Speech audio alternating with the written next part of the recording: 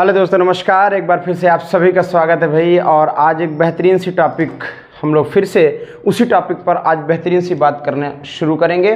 लेकिन उसके पहले हम सभी लोगों को बहुत बहुत धन्यवाद कहना चाहेंगे, क्योंकि आप सभी ने बेहतरीन सा प्यार हमें आप दिए हैं और मैं ऐसी ही प्यार और इंटेंशन की उम्मीद करता हूँ।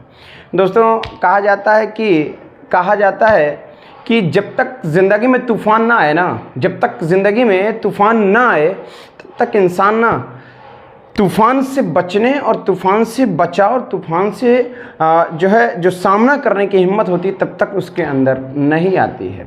कहा जाता है कि लोग कहते हैं कि इसको मत करो, ये काम मत करो, ये काम मत करो, लेकिन वास्तविकता ये है कि इंसान तब तक करेगा जब तक कि खुद ही धोखा ना खा जाए। मैं बस इतना ही कहना चाहूँगा कि आप सभी विद्यार्थियों से मेरा एक निवेदन है कि आप सभी लोग ज़रा सा उस बात को समझिएगा कि हम लोग या हम आपको जो भी एक्सपीरियंस आपसे शेयर करते हैं इस पर आप गौर करिए कि भैया ऐसा ना हो जाए कि समय बीतने के बाद आपको ये समझ में आए कि वास्तव में हमने समय को खो दिया। तो वही कहा जाता है कि का वर्षा जब कृषि सुखाने। तो दोस्तों, कल हम लोगों ने वर्ब की बात शुरू की थी। हम लोगों ने कल वर्ब के टॉपिक को शुरू किया था और वर्ब अपने आप में हम लोगों ने कल लगभग चीज़ें वर्ब्स की एक जो बेसिक बातें होती हैं मैंने उस पर डिस्कस किया। अच्छा, डिस्कशन जो हमारा चल रहा है एक छोटी छोटी बात, यानी कि एक बच्चों की तरह, ठीक है। पहले आपको ना बाप बनने के लिए बच्चा बनना ज़रूरी होता है। मैंने क्या कहा? बाप बनने के लिए बच्चा बनना ज़रूरी होता है। बाप आदमी पैदा होते ही थोड़ी बनता है। बाप बनने के लिए पहले आपको बचपने में आना होता है, फिर धीरे धीरे करके बड़े होते हैं और बड़े होकर के फिर आप सीधा तब जा कर के आप जो भी बनना है वो बनते हैं, ठीक है। यहाँ पर हम आज डिस्कस करेंगे वर्ब की कुछ इम्पॉर्टेंट चीज़ें। हम लोग वर्ब टॉपिक को हम लोग डिस्कस कर रहे हैं, जैसा कि आप सब लोगों को ये अच्छे से पता है वर्ब टॉपिक को। इसी वर्ब टॉपिक में कुछ और भी सेगमेंट्स जो बचते हैं। आइए, कल की बात हम लोगों ने कुछ नोट से रिलेटेड बातें करनी थी।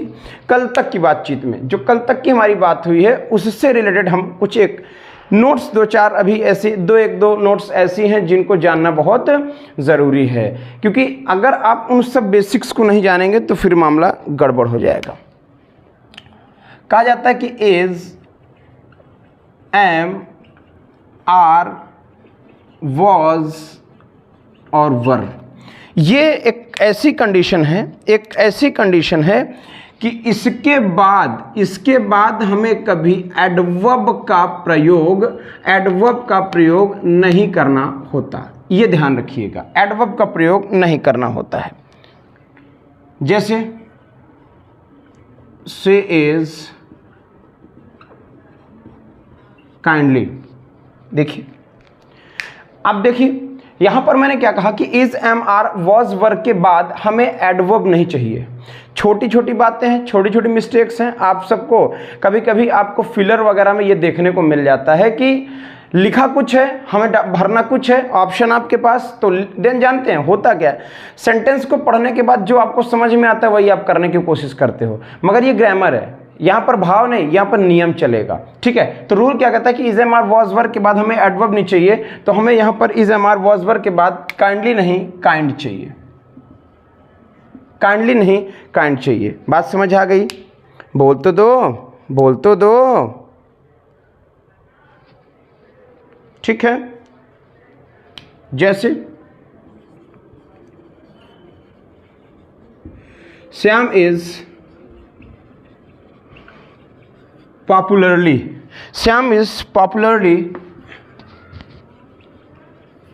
among the people.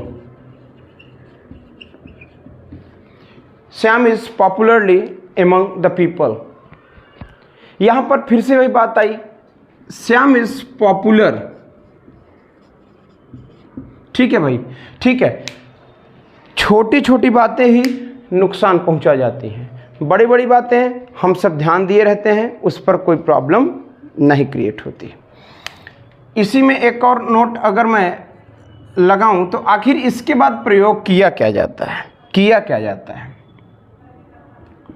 अगर आपको इज मिल जाए, एम मिल जाए, आर मिल जाए, वॉज मिल जाए और वर मिल जाए तो इसके बाद आप हमेशा प्रयोग कर देना एडजेक्टिव। आप हमेशा प्रयोग कर देना एडजेक्टिव। क्या मैंने कहा? नंबर 1 का एक नोट्स ये नोट कर लेना, क्योंकि ये ऐसी चीज़ें हैं ना जो आपको बुक्स में तो मिलेंगी, मगर अब तैयारी करने वाला बच्चा उतनी बुक्स का छांटे चले, है ना, छांटे चले, इससे अच्छा, ठीक है। जैसे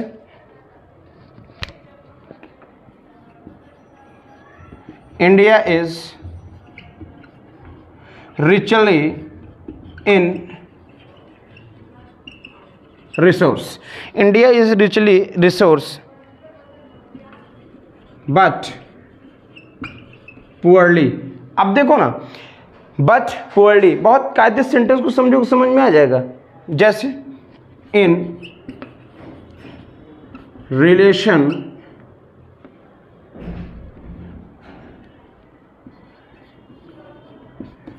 सिर्फ देखो, हमें इज के बाद क्या चाहिए? एडवर्ब नहीं चाहिए, हमें एडजेक्टिव चाहिए। क्या चाहिए? एडजेक्टिव चाहिए। तो India is rich in resource but poor in relationship. Poor in relationship. कोई दिक्कत भाई? कोई आपत्ति भैया? कोई दिक्कत, कोई संदेह? कोई दिक्कत होनी भी नहीं चाहिए, ठीक है ना, ठीक है ना, ठीक है। आओ चलो कुछ 1-2 बातें और नोट कर लो, 1-2 बातें और नोट कर लीजिए।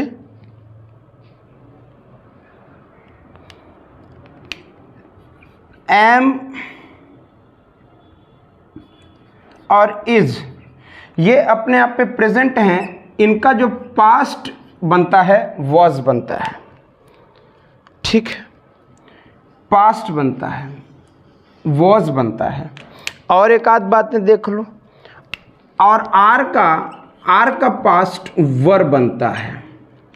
अभी इसको बता देता हूं, आर का पास्ट वर बनता है। और अगर मैं बात करूं हैज और हैव का हैड बनता है। अब मेरी बात सुनना ध्यान से। हमने यहां पर 3 बातें लिखी है, एक लिखी है एम और इस, एक लिखी आर, एक लिखी हैज। ये तीन के तीनों प्रेजेंट की सहायक क्रियाएं हैं। इनका अगर पास्ट जब भी बनेगा तो एम और इस का पास्ट वॉज बनकर तैयार होता है, आर का वर और हैज और हैव का हैड पास्ट बनकर तैयार होता है। ठीक है, बात समझ आई? बात समझ में आई? ठीक है भाई, ध्यान दीजिएगा। एक और नोट लगा लो प्यारे, एक और नोट लगा लो यार, एक और नोट लगा लो। प्यारी सी नोट्स है, मुस्कान भरी, मुस्कान भरी। क्या है? हैज, हैव और हैड अपने बाद एडजेक्टिव नहीं लेता, एडजेक्टिव नहीं लेता। ठीक है, ठीक है भैया बंधु, ये जरूर याद रखना है, ये ज़रूर याद रखना। हैज़, हैव और हैड अपने साथ या अपने बाद एडजेक्टिव नहीं लेता। ठीक हो, ठीक हुई बात? बोल तो दो, बोल तो दो। ठीक, चलिए ये बात हो गई। इसके बाद एक और नोट, क्या नीचे जगह है? नहीं है, आओ यहाँ पे लगा देते हैं। एक नोट यहाँ भी लगा लो प्यारे। जब भी दो मतलब ऑक्सिलरी वर्ब्स जो होती हैं, यानी कि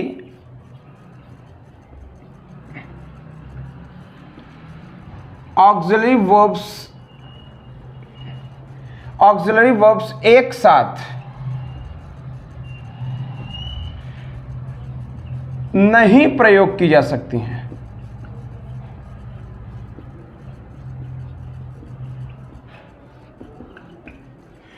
ऑक्सिलरी वर्ब दो, यानी कि दो ऑक्सिलरी वर्ब एक साथ नहीं प्रयोग की जा सकती हैं। मैं बार बार कह रहा हूं कि दो दो ऑक्सिलरी वर्ब्स एक साथ नहीं प्रयोग की जा सकती हैं, मगर की जा सकती हैं, मगर की जाती हैं, मगर की जाती हैं तो उनका मीनिंग या फिर फॉर्म बदल जाता है, बदल जाता है, बदल जाता है। जैसे जैसे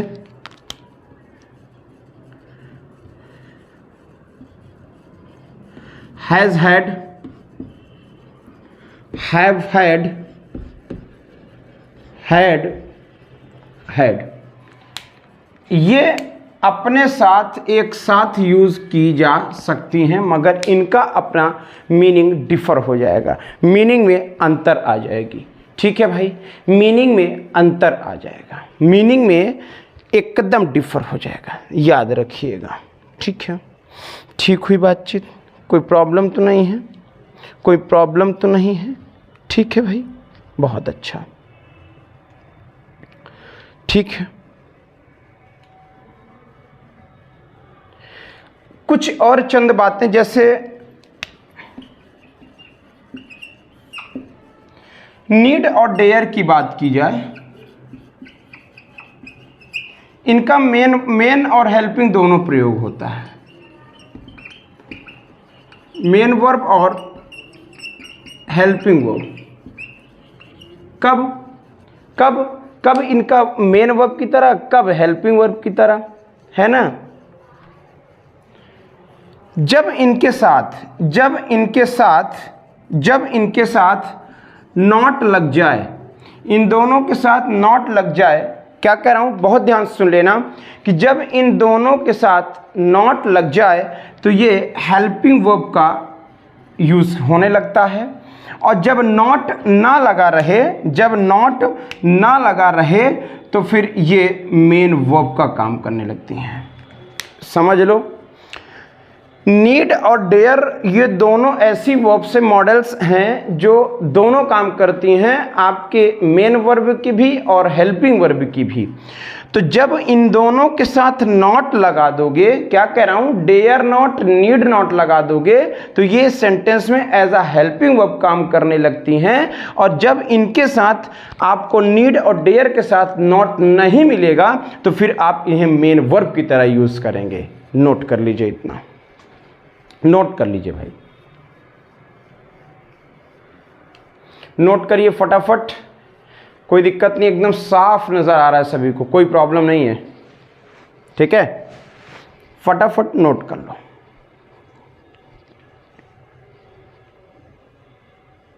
ठीक, चलो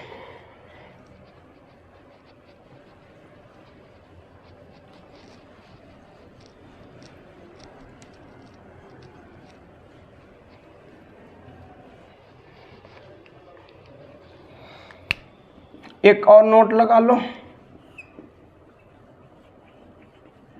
नीड नॉट, डेयर नॉट, ये हमेशा फॉलो करते हैं बेयर इन्फिनेटिव को। किसको, बेयर इन्फिनेटिव को, बेयर इन्फिनेटिव को।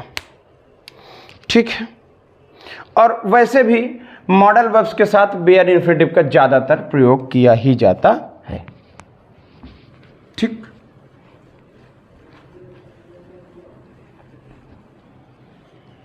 चलिए भाई, बहुत अच्छा।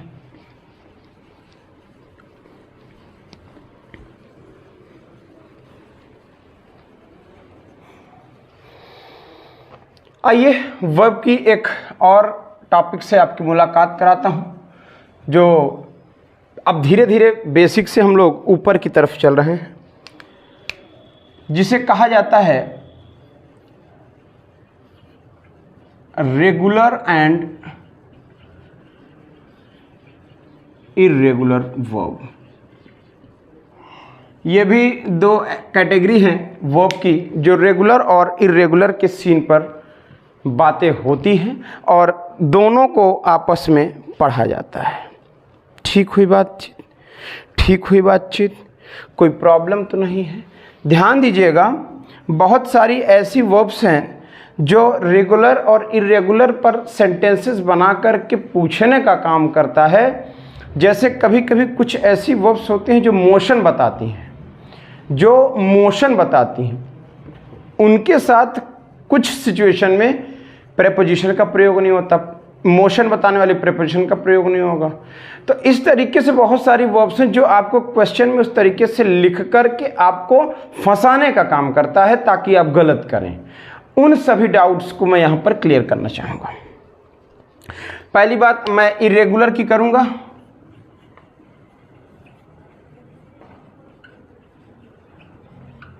इर्रेगुलर वर्ब ये क्या कहलाता है? ध्यान से सुनिएगा, ध्यान से सुनिएगा। जिस वर्ब में डी या फिर ईडी, क्या कह रहा हूं, जिस वर्ब में डी और ईडी एंड अदर वे, यानी कि ध्यान से सुनना, जिस वर्ब में डी और ईडी तथा किसी अन्य तरीकों से उन शब्द को बेस फॉर्म से सेकंड या थर्ड फॉर्म बनाया जाए, सेकंड या थर्ड फॉर्म बनाया जाए, यानी डी एंड ईडी कह सकते हो।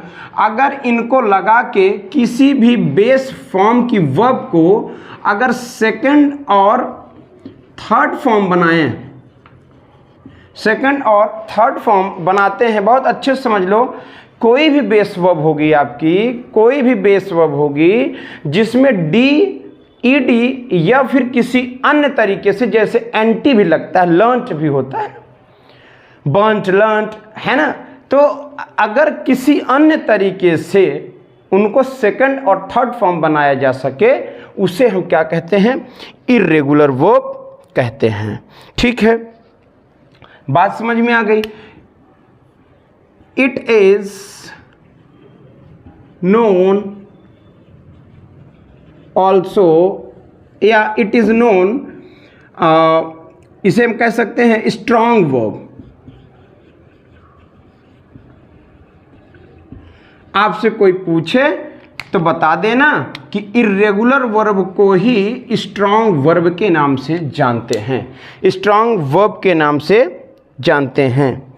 अब ऐसे कौन कौन से शब्द हो सकते हैं? ऐसे कौन कौन से शब्द हो सकते हैं? जैसे बाई कहा, बाट लगाते हो, हमने बिल्ड कहा, बिल्ट हो जाता है, हमने कहा ईट तो एट ईटन बोलते हो, बोलना, हमने कहा बेट, हमने कहा अवेक, बहुत सी ऐसी वर्ब्स आप लगा सकते हो। हमने कहा गिव, हमने कहा ड्रॉ। अब ये ऐसे वर्ब्स हैं जो डी और ईडी लगा करके, जो डी और ईडी लगा करके या फिर अन्य तरीके से क्या किया जाता है? बना करके हम सेकंड और थर्ड फॉर्म बनाते हैं। इन वर्ब्स में आप देख सकते हो। तो ऐसे वर्ब्स को हम स्ट्रॉन्ग वर्ब कहते हैं। ऐसी वर्ब्स को हम स्ट्रॉन्ग वर्ब्स कहते हैं। क्या कहते हैं भाई? स्ट्रॉन्ग यानी कि इर्रेगुलर वर्ब। इसके बाद रेगुलर की अगर मैं बात करूं, रेगुलर की बात मैं अगर करता हूं तो रेगुलर अपने आप में अलग सीन देना शुरू कर देता है। ठीक है, अगर आपको रेगुलर बनाना है तो आपको या डी या ईडी या फिर आईईडी, तीन तरह की बातें हम इनको लगा करके किसी भी वर्ब को सेकंड या फिर थर्ड फॉर्म तैयार करते हैं। जैसे एडवाइज, क्लोज, प्ले, और भी वर्ब्स हो सकती हैं, कैरी, अराइव।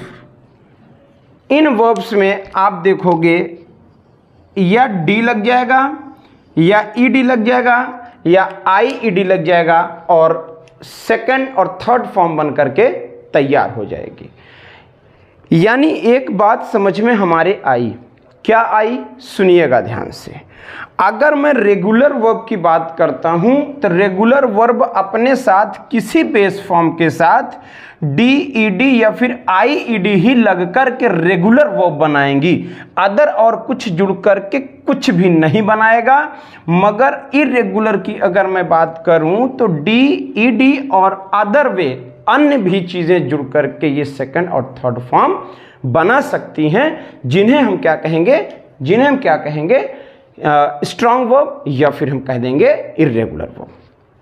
बात समझ में आई? बोल तो दो। चलिए भाई, बहुत बढ़िया, क्या बात है। आइए रूल्स की इनके बात कर लें।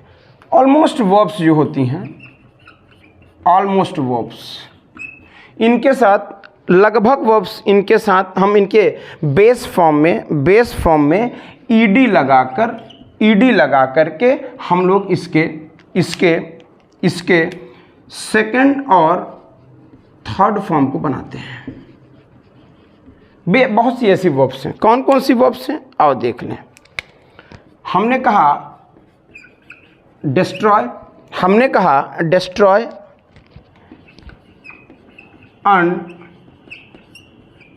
एंजॉय, ठीक है।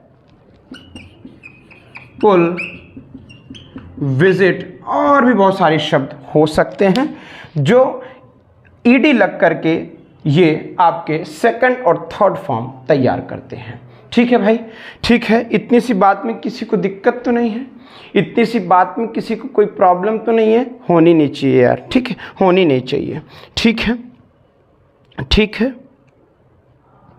आइए, इसके बाद नेक्स्ट रूल की अगर मैं बात करूं,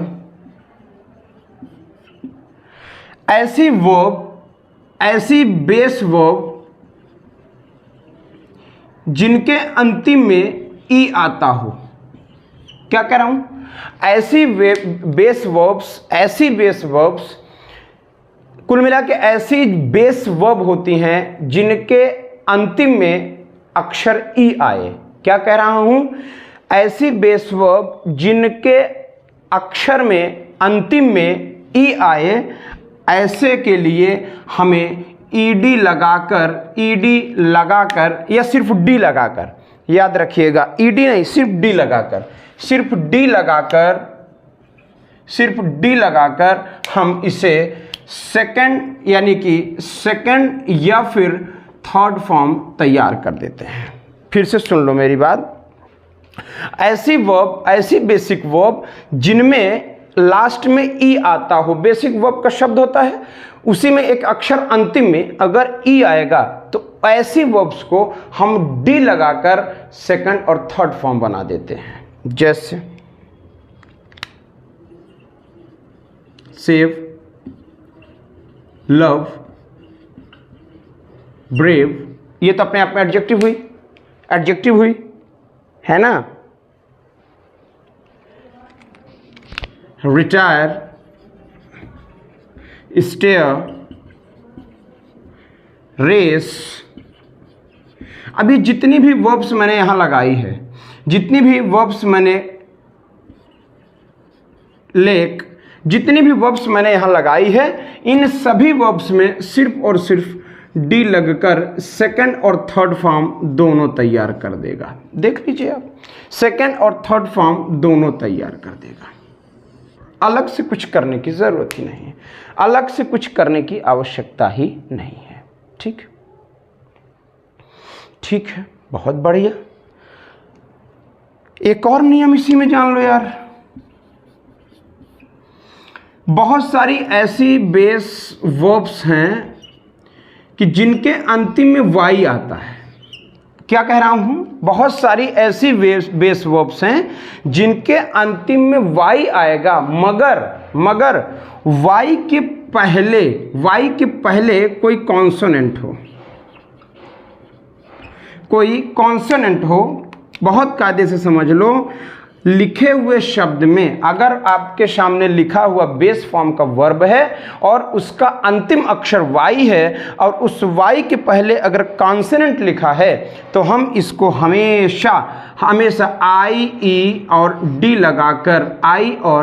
लगाकर हम इसको सेकंड या थर्ड फॉर्म बनाते हैं। आई ई डी लगाकर सेकंड या थर्ड फॉर्म बनाते हैं।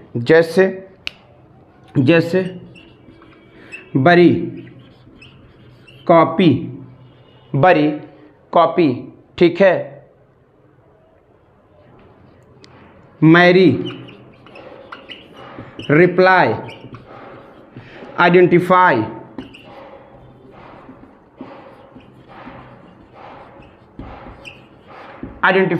अब इन सब में जब भी आप इनको थर्ड या सेकंड फॉर्म बनाओगे तो आई ई डी लग जाएगा, वाई हटके आई ई डी लग जाएगा, वाई हटके आई ई डी लग जाएगा। ठीक है भाई, ठीक है प्यारे, इस चीज़ को बहुत कायदे से समझ लेना यार। बहुत इंपॉर्टेंट चीज़ मैं बता रहा हूँ, बहुत ज़्यादा इंपॉर्टेंट चीज़ मैं बता रहा हूँ, बहुत ज़्यादा इंपॉर्टेंट। ठीक है ना, ठीक है ना। अब इसी में एक और कॉन्सेप्ट काम करता है। जब कॉन्सोनेंट का रूल मामला है तो कहीं ना कहीं वाउल का मामला भी होगा। तो अगर बेस वर्ब लगी हो, वाई आया हो और इसी के जस्ट पहले अगर कोई वाउल साउंड आया हो, क्या आया हो? वाउल साउंड आया हो। क्या दिख रहा है प्यारे? हाँ, अभी तो दिख रहा है। अगर कोई वाउल साउंड आया हो तो यहाँ पर आपको ईडी लगा करके इसको आप क्या बना दोगे? सेकंड और थर्ड फॉर्म बना दोगे। कौन कौन सी वर्ब्स हो सकती हैं? जैसे प्ले हो सकता है, ओबे हो सकता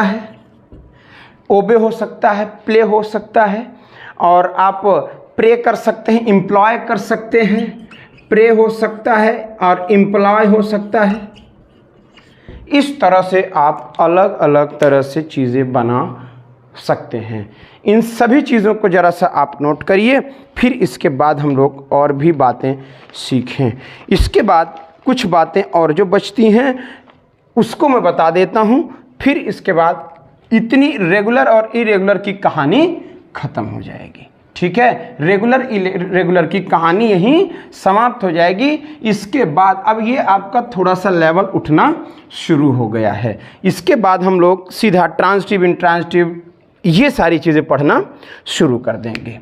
अगर मैं किसी इरेगुलर की बात करूं, बहुत ध्यान से समझना है, किसी इरेगुलर की मैं बात करूं तो सर ये तीन अपने अलग अलग पैटर्न पर काम करती है। जैसे कोई इरेगुलर वर्ब, या कि इनको तीनों फॉर्म इनके सेम होंगे, या तो इनके तीनों फॉर्म सेम होंगे, ठीक है ना, या तो इनके तीनों फॉर्म अलग अलग होंगे, या तीनों फॉर्म अलग होंगे, या सेकंड और थर्ड फॉर्म सेम होगा। क्या कह रहा हूं? इरेगुलर वर्ब एक ऐसी कंडीशन क्रिएट करती है या कि तीनों फॉर्म उसके सेम होंगे, यानी फर्स्ट, सेकंड और थर्ड तीनों फॉर्म एक जैसे होंगे, या फिर तीनों अलग अलग होंगे, तीनों का अपना अलग अलग फॉर्म होगा, सेकंड, थर्ड, फर्स्ट का, या फिर कोई सेकंड और थर्ड फॉर्म एक होगा, बेस फॉर्म आपकी अलग होगी। जैसे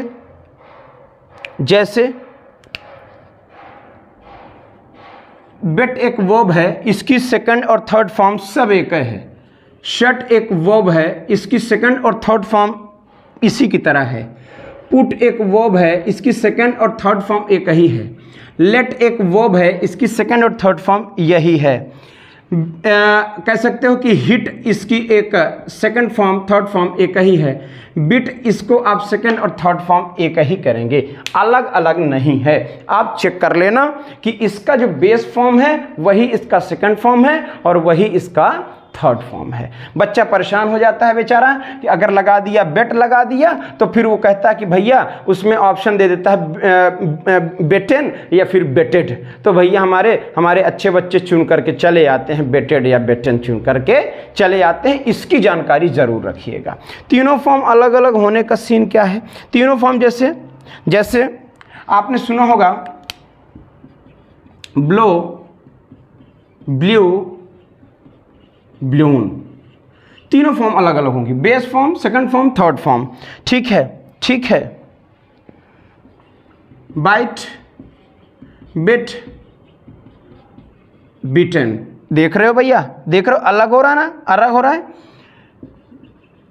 ब्रेक, ब्रोक, ब्रोकन, देख रहे हो ये तीनों form, first form, second form, third form, तीनों अलग अलग हो रही है ना, तीनों अलग अलग हो रही है। यहां पर तीसरे वाले में हमें सेकंड और थर्ड फॉर्म सेम मिल जाती है।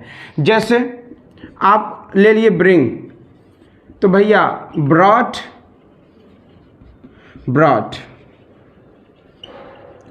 आपने ले लिया बाई, ले लिया भाई बॉट, ठीक है, दोनों बातें हो गई।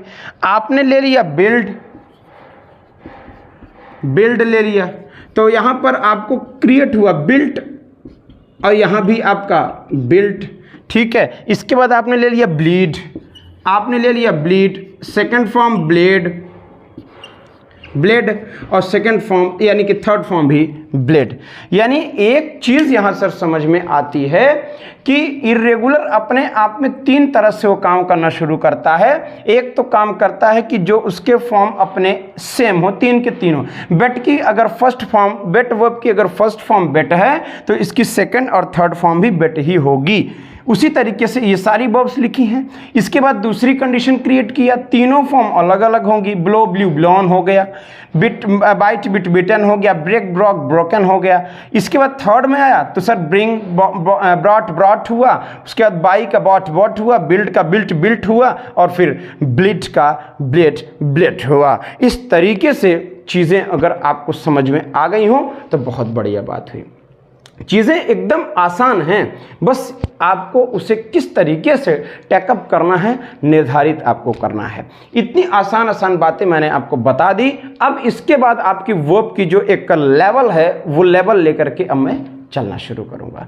तो कल से यानी कि कल हमारी वीडियो आप सबके सामने डिस्कस की जाएगी ट्रांजिटिव, इंट्रांजिटिव इस पर। और अब ट्रांजिटिव, इंट्रांजिटिव को समझना ज़रूरी इसलिए है क्योंकि टेंस, वॉइस, नैरेशन इसी पर डिपेंडेंट है। तो आज इतना ही, बहुत बहुत धन्यवाद, thank you, tata, bye bye, take care.